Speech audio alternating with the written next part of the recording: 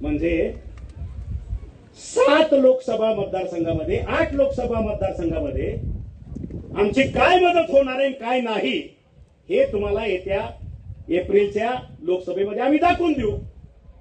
आणि हे सगळं असताना हे सगळं चालत असताना कुठला तरी त्या कोकणातलं एकाने याचं शिवसेनेच्या त्या पश्चिम महाराष्ट्रातलं ज्याचं उद्या विधानसभेला सुद्धा निवडून येणार नाही ह्यांनी नाकं घालायची आणि इथले पदाधिकारी तरी नेमायचे। आम्ही पदाधिकारी संजू जे पदाधिकारी आहेत हे तालुका पंचायतीला किंवा ग्रामपंचायतीला निवडून येतील का नाही हे तुम्ही सांगा।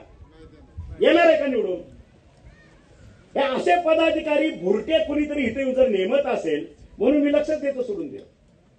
या ठिकाणी सोलापूर जिल्ह्यात जर चटकेच बसत असतील नको ना याच्यामध्ये लक्ष घालायला। अख्खा महाराष्ट्र पडलाय मला काम करायला, अख्खा महाराष्ट्र पडलेला आहे। आणि म्हणून ज्यावेळेस एक तानाजी सावंत महाराष्ट्राचं सत्तांतर घडवू शकतो त्याच्यावरनं माझं काय राहिले का अलग लक्षात। म्हणून मी पुन्हा सांगतोय ज्या वेळेस मी सोलापूर जिल्ह्यात येतो फक्त आपल्या थोरल्या भावाचा आग्रह मोडायचा नाही, त्याला दुखवायचं नाही, एकाच कारणामुळे मी येतो।